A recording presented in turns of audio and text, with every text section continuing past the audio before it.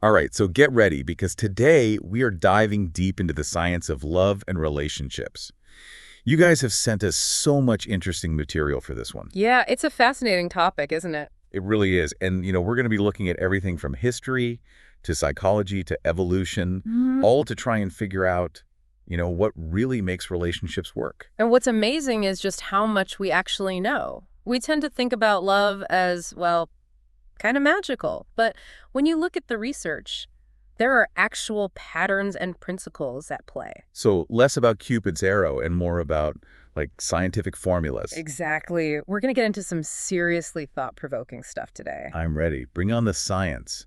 What are some of the things we're going to be looking at? Well, we'll be talking about things like mate value, that whole concept, and then the really interesting data on arranged marriages. Okay, that already has me curious. And then, something I think a lot of people don't realize is how much your attachment style can actually impact your relationships. Oh yeah, attachment theory is huge these days, right? It is. And for good reason. It can be a total game changer when you start understanding how it influences your relationship patterns. Okay, well, I'm definitely ready to dive in. Yeah. And one of the things that really jumped out at me from the material is how much our ideas about relationships have, well, evolved over time. Oh, absolutely. I mean, it's a completely different landscape than it used to be. It's not just about finding a partner anymore. It's more nuanced than that. Way more. It's about finding a partner who can help us become the best versions of ourselves. It's about personal growth and fulfillment within a relationship. That makes a lot of sense, especially considering how much society has changed over the years. Right. I mean, think about it. Our lives are so different now than they were even just a century ago. And of course, that's going to impact our relationships. So where do we even begin with all of this? How far back do we need to go to understand how we got to where we are today? Well, the research actually lays out three distinct phases of relationships. 3 phases. Okay, I'm intrigued. Lay it on me. So phase one is what they call the pragmatic phase. We're talking way, way back, like hunter-gatherer societies. So this is survival mode, right? Exactly. Back then, partnering with someone was all about increasing your chances of survival. Makes sense. You needed someone to help gather food, build shelter, protect you from, saber-toothed tigers and whatnot. Exactly. So you'd look for someone who is strong, capable, resourceful. Love, in the way we think about it today, wasn't really the driving force. It was more like, hey, you can build a fire, we should team up. Pretty much. And this pragmatic approach continued for centuries. Even as societies developed, even with the rise of agriculture and settled communities, marriage was still largely an economic and social contract. So it wasn't necessarily about love. Often it was about families choosing partners for their children based on things like land ownership, social standing, and, practical skills. That makes you wonder how many people back then ended up with partners they didn't really love, but who were just a good fit on paper. I'd say a fair number, probably.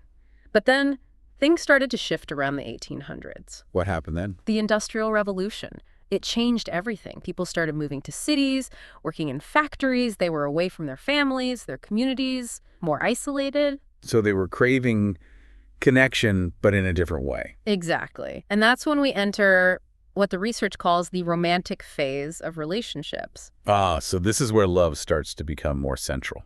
Yes.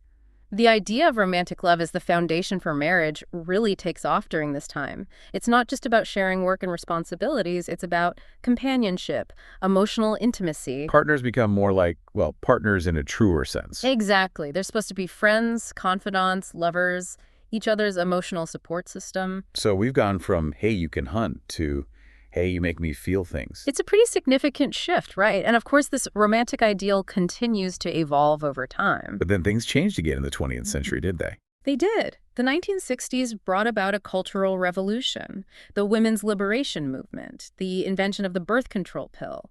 These things had a massive impact on relationships. It was a time of huge social upheaval. Exactly. And that desire for individual freedom and self-expression, it extended to relationships as well. So it's not enough to just be in love anymore. Right. We enter what the research calls the age of self-expression, where people are looking for partners who support their personal growth, who challenge them to become their best selves. That's a tall order.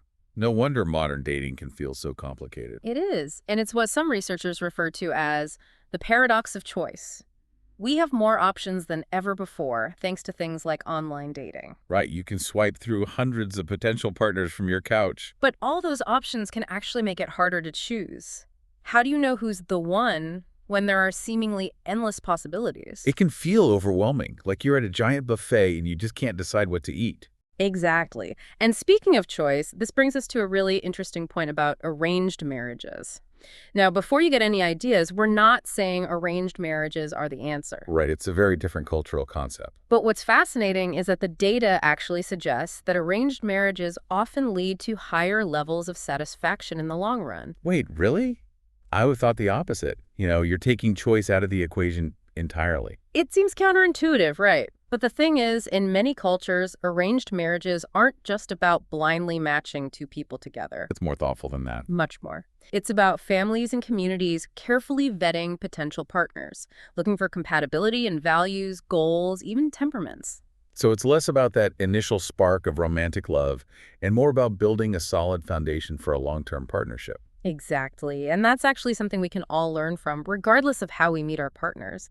Maybe we need to be less swayed by that initial rush of infatuation and more focused on those deeper qualities that really matter in the long run.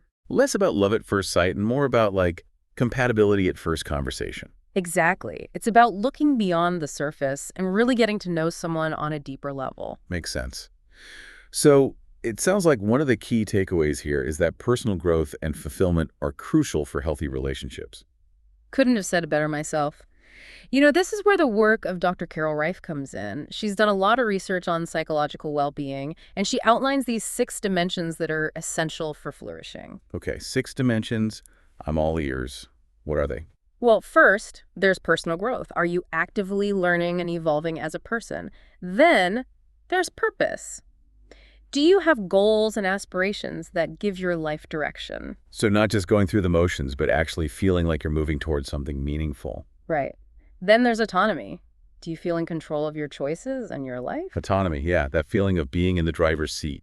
Exactly. And then we have environmental mastery. This is about feeling competent in managing your life and your surroundings. Then, positive relationships, having strong, supportive connections with friends, family, community, and finally, self-acceptance, embracing your strengths and weaknesses. Wow, okay, that's quite a list. But it makes sense. These are all things that contribute to a sense of well-being. And here's the key. Working on these dimensions isn't just about individual happiness. It actually spills over into our relationships. If we're already feeling fulfilled in our own lives, we're less likely to put unrealistic expectations on our partners to complete us. We're not looking for someone to fill a void. Exactly. We're looking for someone to share our already awesome lives with. And that, in turn, leads to healthier, more balanced relationships. So it's about becoming the best version of ourselves first, Mhm. and then seeking out a partner who complements that. Exactly. It's about showing up as a whole, complete person, rather than expecting someone else to fix us or make us happy. Now that brings up something else interesting from the research. It seems like people with high self-esteem actually prioritize physical appearance less when choosing a partner. It's true. It seems counterintuitive, but it makes sense when you think about it. So if I love myself, I'm less likely to be chasing after, like, the most conventionally attractive person in the room. Exactly. Because you're not seeking validation from external sources. You already feel good about yourself, so you're more drawn to qualities like kindness, intelligence, shared values. That's a really empowering message. So work on your self-love, and you might just find yourself making wiser relationship choices as a bonus. Couldn't agree more. Now, speaking of attraction, one of the things I find fascinating is this concept of the golden mean. The golden mean. Okay, you've got to explain this one. Well, it's all about how certain body proportions relate to attractiveness. It sounds like kind of superficial, I know. A little bit, yeah. Yeah. But we are talking about attraction here. True. And what's interesting is that this isn't just some modern-day beauty standard. These proportions have been considered appealing across cultures and throughout history. So there's some kind of, like, universal formula for beauty. Well, for women, it's about the waist-to-hip ratio. Research shows that a waist that's roughly 70% of the hip circumference is consistently considered the most attractive. Huh. I actually read in one of the sources about how the speaker's girlfriend was really attracted to his broad shoulders. And guess what? Turns out Shoulder-to-waist ratio is the golden mean for men. That's right. A waist that's about 70% of the shoulder circumference is seen as the ideal proportion for men. So it's not just about being muscular. It's about those specific proportions. Fascinating. It is. But of course, as we've already discussed, physical attraction is just one piece of the puzzle. Personality, kindness, shared values, all those things matter too. Okay, good. I was starting to feel a little shallow there for a minute. So we've talked about the golden mean, but what about this concept of mate value? What exactly does that mean, and why does it matter in the dating world? So mate value is basically your perceived desirability in the mating market. It's kind of like your overall package, all the things that make you a catch. So like a dating resume. In a way, yeah. And it includes things like your looks, your social status, your kindness, confidence, resources, intelligence, you name it. So it's not just about how you look, it's about the whole package. Exactly. And here's the thing. Mate value isn't fixed. It's contextual. What's highly valued in one environment might be less so in another. That makes sense. One of the sources even mentioned a story about a woman who had much more success on a dating app that was targeted towards a different ethnicity. It was like she stood out more in that context. That's a perfect example. The qualities that might make you blend in one place can make you super desirable in another. It's a good reminder that attractiveness is subjective and depends on a lot of factors. And that maybe we shouldn't get too caught up in comparing ourselves to others or feeling discouraged if we're not getting the attention we want in every setting. Right. It's about finding the right fit, the environment where your unique strengths are appreciated. Now, something else that I think is important to acknowledge here is that, well, the research also talks about some of the difficulties men are facing in the modern dating scene. It's true. It's not always easy being a man in the dating world these days. There are a lot of pressures and expectations. Absolutely. I mean, think about it. Evolving gender dynamics, the complexities of online dating, and then there are all these societal messages about what it means to be a man, which can feel pretty restrictive. It can be tough to navigate all of that. It can. And then you add things like rejection into the mix. That can be a major hurdle for a lot of men, especially when it comes to their self-esteem. It's easy to forget that men have insecurities too. Right. We often focus on the pressures women face, which are very real, of course. But it's important to remember that men are going through their own set of challenges as well. Absolutely. And I think one of the biggest challenges for men is that there's often this stigma around expressing vulnerability or seeking emotional support. Oh, totally. There's this pressure to be strong and stoic all the time, which can be incredibly isolating and damaging. We definitely need to create more space for men to be open and honest about their experiences without feeling judged or ashamed. I agree. Bottling everything up isn't healthy for anyone. Now, speaking of things that impact everyone, regardless of gender, one of the most fascinating concepts in relationship science is attachment theory. And the research really dives into how our attachment style, which, by the way, is shaped by our early childhood experiences, can influence our relationship patterns later in life. Attachment theory is so powerful. It can really help us understand why we react the way we do in relationships and why we might repeatedly find ourselves in similar situations. Can you give us a quick overview of the 4 main attachment styles? I feel like this is something everyone should know about. Absolutely. So we've got secure attachment, where people generally feel comfortable with both intimacy and independence. They trust their partners and feel secure in their relationships. They're the lucky ones. They are. Then you've got anxious attachment, where people tend to fear abandonment and constantly need reassurance from their partners. They might worry about being rejected or not being loved enough. That can be really draining for both people involved. It can be. Then you've got avoidant attachment, where people prioritize independence and emotional distance. They might seem aloof or emotionally unavailable. So it's like they're afraid of getting too close. Exactly. And, it's interesting. The research actually mentioned that avoidant individuals are more likely to achieve orgasm in casual encounters than people with secure or anxious attachment styles. Oh, wow. So that's fascinating. Why do you think that is? Well, because they're not as focused on emotional connection in those situations, so there's less pressure or anxiety involved. Makes sense. Okay, so that's secure, anxious, and avoidant. What's the 4th attachment style? The 4th one is fearful avoidant attachment. This is where people have kind of a mix of anxious and avoidant tendencies. So they want closeness, but they're also afraid of it. Exactly. They might crave connection, but then they push their partners away out of fear of getting hurt or rejected. It sounds like a really tough position to be in. It is. They're caught in this push-pull dynamic. And, all of this really highlights the importance of understanding your own attachment style. It can really give you insight into your relationship patterns. Absolutely. It can help you understand why you react the way you do and identify areas for growth. And maybe even break those unhealthy cycles that we sometimes find ourselves in. Exactly. Now, building on all of this, the research also talks about how authenticity is becoming increasingly important in modern relationships, especially among younger generations. So it's not just about finding someone who meets our needs. It's about being our true selves and finding someone who appreciates us for who we are, flaws and all. That's right. People are tired of pretending to be someone they're not. They want genuine connection, realness, and vulnerability. Makes sense, especially with social media and all the pressure to present this perfect, curated version of ourselves. Oh, absolutely. It's like everyone's exhausted from trying to keep up appearances. What they really crave is authenticity, both in themselves and their partners. It's refreshing to hear that. So it's about embracing those quirks and imperfections, the things that make us unique. One of the sources even used the word extraordinary to describe those individual experiences and perspectives we all bring to the table.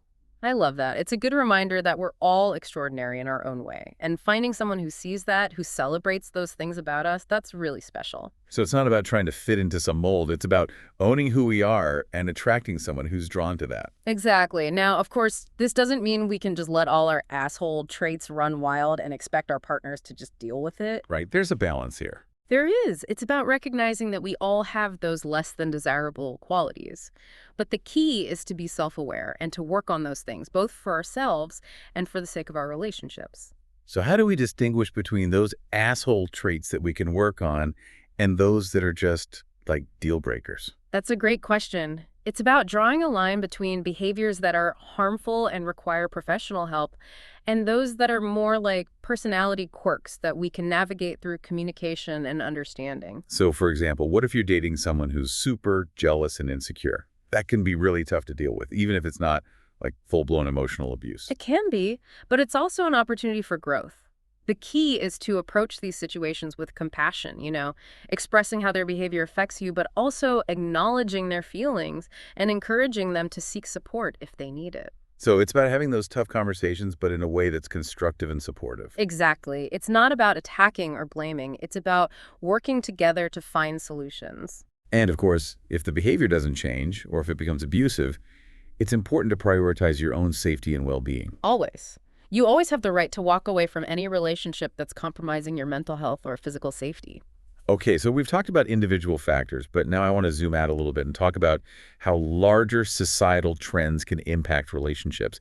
And one of the things that research mentions is the sex ratio. Ah, the sex ratio. Yes, it's actually a really important factor that often gets overlooked. I'm guessing it's more complicated than just like how many single guys versus single girls there are in a given area. It is. The sex ratio is basically the proportion of men to women in a population, and it can have a surprising impact on relationship dynamics. Can you give us some real-world examples of how this plays out? Sure. Think about college campuses, for instance. In many cases, women outnumber men. Right, there are more female students than male students. Exactly. And that imbalance can create a certain dynamic where, well, women might feel more pressure to compete for male attention, while men, on the other hand, they might have more options and feel less inclined to commit to a relationship. So it shifts the whole power dynamic. It can, and the same thing can happen in other contexts too. Like, one of the sources even mentioned rural areas in China where the one-child policy created a huge surplus of men. And guess what? In those areas, women actually have a lot more negotiating power in relationships because they're in such high demand. Wow. So even things like government policies can have ripple effects on the dating landscape. It's fascinating how interconnected everything is. It just highlights how much our experiences in love and relationships are shaped by these larger social and cultural forces. Well, I have to say, this deep dive is already overflowing with insights. And I feel like we've only just scratched the surface. We have. There's still so much more to explore. Like, we haven't even talked about the 5 key qualities to look for in a partner, or the dangers of the dark tetrad, or John Gottman's 4 horsemen of the apocalypse. It's true. I mean, we've gone from like prehistoric mating rituals to modern day dating apps. It's a lot to unpack. It is. But I'm loving all these insights. So Before we get too lost in the big picture stuff, let's get down to the nitty-gritty. What can we actually do with all this information? Yeah, let's talk practical application. I'm all about that. Me too. So when it comes to actually choosing a partner, someone we want to build a life with, what should we be looking for? Well, the research highlights these 5 fundamental qualities that are crucial for a strong, lasting partnership. And I think these are really valuable, regardless of how you meet your partner or what your relationship goals are. 5 fundamentals, huh? Okay, I'm taking notes. What's number 1? Number 1 is emotional fitness. Emotional fitness. So like being in shape emotionally. You got it.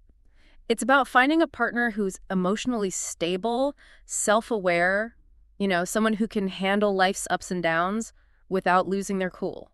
Basically someone who doesn't freak out every time something goes wrong. Exactly. The research actually uses the term low neuroticism to describe this quality. It means they're not prone to, dramatic mood swings or excessive anxiety. So they're pretty even-keeled. Yeah, they're generally calm and consistent even when things get tough. That sounds incredibly valuable in a partner. I mean, life throws us curveballs all the time.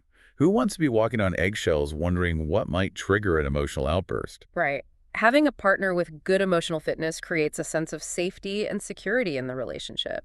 You can rely on them to be there for you no matter what. Okay, emotional fitness check. What's fundamental number 2? Number 2 is courageous vision. Courageous vision. Okay, I like the sound of that already. What does that mean exactly? It's about finding a partner who has aspirations, goals, a sense of purpose, someone who's driven to make their mark on the world. So not just drifting through life aimlessly. Exactly. It's about having a direction, a fire in your belly, a desire to grow and make a difference. This reminds me of that purpose dimension from Dr. Rafe's research that we talked about earlier. You got it. It's all connected. A partner with courageous vision is someone who's actively engaged in their own personal growth. They're constantly learning, evolving, reaching for their potential. And that kind of energy is contagious, don't you think? Absolutely. If you're with someone who's passionate about life and their goals, it can be incredibly inspiring. It can push you to pursue your own dreams as well. It's like you're both lifting each other up. Exactly. A partner with courageous vision can be your biggest cheerleader, the one who encourages you to step outside your comfort zone and go after what you want. Love it. Okay, so we've got emotional fitness and courageous vision. What's number 3? Number 3 is resilient resourcefulness. Resilient resourcefulness. Okay, break that down for me. So this one's about finding a partner who can bounce back from setbacks, They can adapt to change and find creative solutions when problems arise. So basically someone who doesn't crumble under pressure. Exactly. Someone who can stay level-headed when things get tough.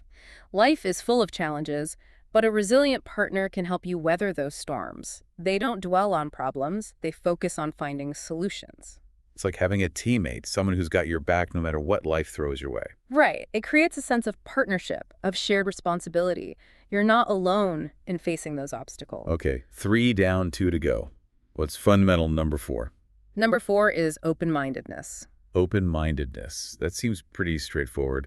What's the significance of that in a relationship? It's more than just, being tolerant of different viewpoints. It's about actively seeking out new perspectives, being willing to challenge your own assumptions, and constantly learning and growing. So it's about having intellectual curiosity, being willing to explore new ideas. Exactly. An open-minded partner can help you expand your horizons, introduce you to new things, and keep the relationship feeling fresh and engaging. It's like a relationship that never gets stale. There's always something new to discover. That's the idea.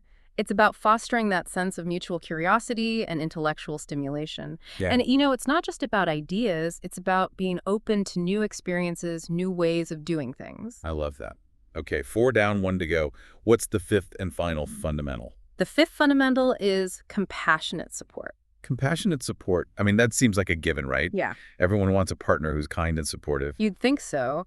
But sometimes we get so caught up in the excitement of a new relationship, or maybe we're so focused on our own needs that we overlook this crucial element. But it's really the foundation for a healthy relationship, isn't it? It is. Compassionate support is about feeling seen, heard, and understood by your partner.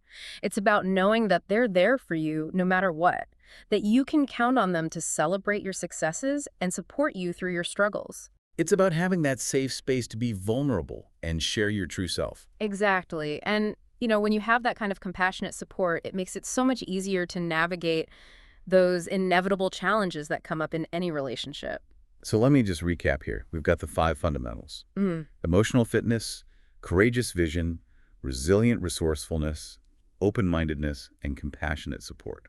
That's a pretty solid checklist for what to look for in a partner. It is, and I think it's important to emphasize that these qualities are often much more important for long-term happiness than those superficial factors that we tend to get hung up on. Like looks, money, status. Those things might seem important at first, but they don't necessarily translate into a fulfilling relationship. Exactly. These 5 fundamentals are about compatibility on a much deeper level. It's about finding someone who aligns with your values, who supports your growth, who makes you a better person just by being in your life. It's about choosing a partner for life, not just for a fling. Right.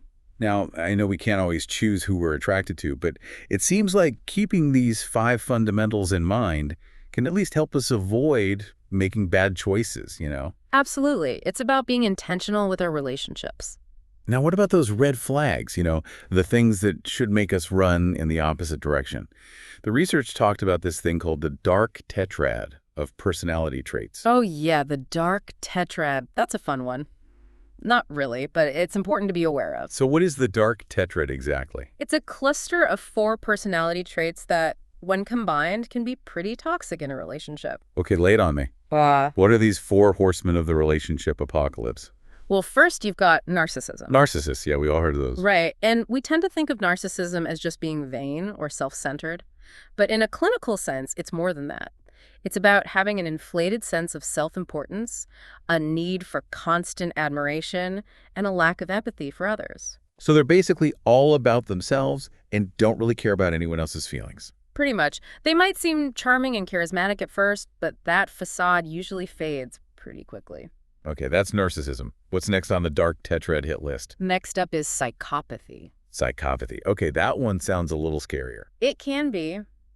Psychopaths are often characterized by a lack of remorse or guilt, superficial charm, impulsivity, and a disregard for social norms. They sound like, well, not someone you want to be dating. That's putting it mildly. They often engage in risky and even antisocial behavior. So how do you even spot a psychopath? Do they wear a sign or something? It's not always easy. They can be very good at blending in and manipulating people, but there are some red flags to watch out for. Like what? Give me the warning signs. Well, one thing is to pay attention to inconsistencies between their words and their actions.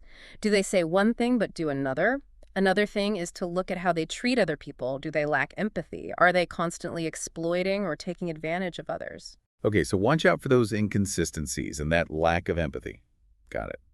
What's the third trait in the dark tetrad? The third one is Machiavellianism. Machiavellianism. That sounds like some kind of complex chess strategy. It kind of is. Machiavellians are all about manipulation, deception, and using others to achieve their goals. So they're master manipulators. You could say that. They're often very cunning and strategic. They're good at reading people and figuring out how to exploit their weaknesses. Okay, Machiavellianism. Check. That leaves us with one more. What's the fourth and final trait in this lovely bunch? The fourth one is sadism. Sadism. That one sounds, well, disturbing. It is. Sadism is about deriving pleasure from inflicting pain or suffering on others. And, it doesn't have to be physical pain. It can be emotional pain as well. So it's about intentionally hurting people and enjoying it. Yeah, that's the basic gist of it. I'm starting to see why this cluster of traits is called the dark tetrad. It's like a recipe for a toxic relationship. It is. And it's important to remember that these traits exist on a spectrum. Someone might have some narcissistic tendencies without being a full-blown narcissist. So how do we know when those tendencies are a red flag? When do we need to cut our losses and run? Trust your gut instinct. If something feels off, if you sense someone is manipulating or exploiting you, don't ignore those red flags. And if you start to see a pattern of these dark tetrad traits in your partner, it's probably a sign that the relationship isn't healthy and that you need to get out. Exactly. You deserve to be with someone who respects you and treats you well, not someone who's constantly trying to control you or put you down. Okay, so those are the personality red flags.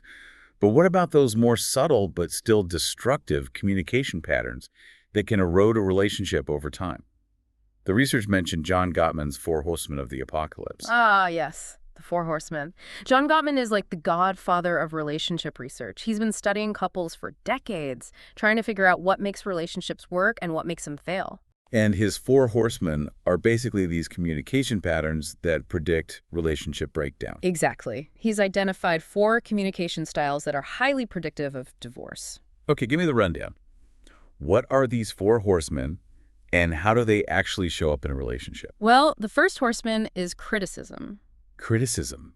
I mean, isn't some criticism healthy in a relationship? Like, how do you know when it's crossed the line into something toxic? That's a great question. Criticism in this context isn't about offering constructive feedback or expressing a complaint.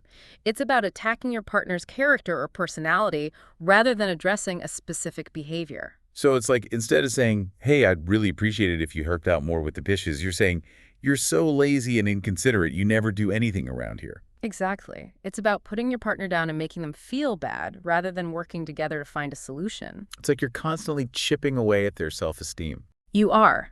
And that can be incredibly damaging in the long run. It creates a sense of resentment and defensiveness. Which brings us to the second horseman. Defensiveness.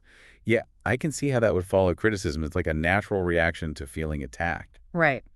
Defensiveness is all about deflecting blame, making excuses, playing the victim, anything but taking responsibility for your actions. So instead of saying, you know what, you're right, I haven't been pulling my weight around here, I'll try to do better, you're saying, well, it's not my fault. You're always nagging me. I'm so stressed out. Exactly. And that kind of defensiveness just shuts down communication. Instead of building bridges, you're building walls. It's like you're both so busy protecting yourselves that you can't actually hear each other. Exactly. And then, if things escalate further, we often see the third horseman enter the scene. Stonewalling. Stonewalling. That sounds ominous. What does that look like? Stonewalling is about withdrawing from the conversation completely. You shut down emotionally and refuse to engage. So it's like the classic silent treatment. It can be, but it can also involve things like avoiding eye contact, changing the subject, or just physically leaving the room. Basically, you're just checking out of the conversation. Yeah, and that can be incredibly frustrating for the person who's trying to communicate with you. It sends the message that you don't care what they have to say, which can create a really deep sense of disconnect and loneliness in the relationship. Okay, so we've got criticism, defensiveness, stonewalling. That brings us to the fourth horseman, the one the research called the most destructive of all, contempt. Contempt is definitely the most toxic of the 4. It's different from the others because it goes beyond just disagreement or frustration. It's about expressing disgust or disrespect toward your partner. So it's not just that you disagree with them, it's that you look down on them. Exactly. It's about making your partner feel worthless and inferior. Ouch. That's harsh. It is. And it can show up in all sorts of ways, like sarcasm, mockery, eye-rolling, name-calling, anything that conveys that you don't respect your partner. You know, the research mentioned that contempt is actually the single best predictor of divorce. Like, if there's contempt in a relationship, there's a 99% chance it's going to end. That's a pretty scary statistic. It is. Contempt really is a sign that the relationship has reached a point of severe erosion. It means you've lost respect for your partner and no longer see them as an equal. It's like the final nail in the coffin. Yeah. So if you're noticing any of these four horsemen, criticism, defensiveness, stonewalling, contempt in your relationship, it's a major red flag. Absolutely. It's a sign that you need to prioritize communication, work on your conflict resolution skills, and maybe even seek professional help if you're struggling. And if those efforts don't work, it might be time to reconsider whether the relationship is actually healthy for either of you. It's true, relationships, they're not always going to be easy. They're going to be bumps along the way. Definitely. It's like expecting a relationship to be perfect all the time. That's just setting yourself up for disappointment. Exactly. And it's not about avoiding conflict altogether either. That's impossible, really. It's more about, learning how to navigate those disagreements constructively. One of the sources for this episode, it made this point that really stuck with me. They said that, relationships don't usually break down from like one big catastrophic event. It's more often a series of smaller incidents that kind of build up over time. Yeah, that's a really important point. We tend to think of breakups as these big dramatic explosions, but a lot of times it's a much slower, more gradual process of, I guess you could say, erosion. It's like a slow leak in a tire. If you ignore it, eventually the whole thing goes flat. Perfect analogy. It's those seemingly small things, A hurtful comment here, an unmet need there, a conflict that never quite gets resolved. All of that can chip away at the foundation of the relationship until, well, it's just not strong enough to hold up anymore. So what can we do to prevent those little leaks from turning into major blowouts? Well, like we've been talking about, communication is key. Talking openly and honestly with each other, addressing issues as they come up, and being willing to compromise, to really work together to find solutions. It's about being proactive, not reactive. Exactly. And, this is where those 5 fundamentals that we talked about earlier come into play, right? The emotional fitness, courageous vision, resilient resourcefulness, open-mindedness, and compassionate support. Those are the ones. If both partners are actively working on cultivating those qualities, well, that creates a much stronger base for handling conflicts when they inevitably arise. Because you're approaching those disagreements from a place of, well, respect and understanding. Right, and that makes a huge difference. I have to say, this entire deep dive has been eye-opening. I feel like I've learned so much about the science behind love and relationships. Me too. And it's not just about the science, it's about how we can use this knowledge to create more fulfilling relationships in our own lives. Exactly. It's like we've been given this toolkit, Yes. and now we can start using those tools to build stronger, healthier connections with the people we care about. I love that. So as we wrap up, here's something to ponder. We've talked a lot about, well, the importance of self-awareness, personal growth, all that good stuff. But what are some concrete steps that you can take, starting today, to become the best possible partner for yourself and for someone else? That's a great question to leave our listeners with. It's not just about finding the right person. It's about being the right person, right? Right. So what changes can you make? What habits can you cultivate? What areas can you work on? Really think about how you can embody those 5 fundamentals and create the kind of loving, lasting relationship you deserve. Because the journey to a fulfilling relationship, it starts with you.